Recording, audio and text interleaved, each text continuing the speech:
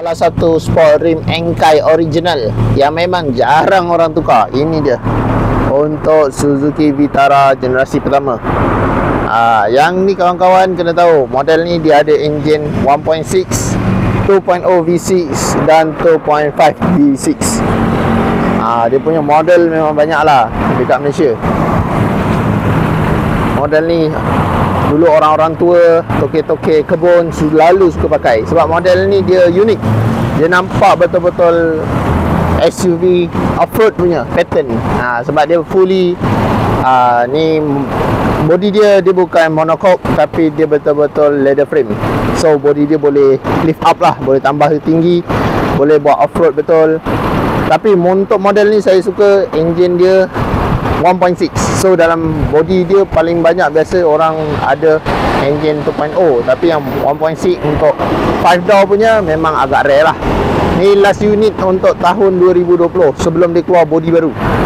So yang ni tahun 2000, sorry bukan 2020, 2000, tahun 2000. Kalau tahun 2001 ke 2002 dia dah pakai body baru. Yang tu lagi berat, lagi gemuk lah. Yang ni dia punya lock up dia dah auto Untuk dia punya 4-wheel lock dah auto. So tak perlu nak turun bawah, buka-buka adjust, tak perlu. Just masuk gear 4-wheel dah jalan. Body ni memang special sikit. Tayar kat belakang masih ada. Untuk Suzuki Vitara, boot space dia kira besar.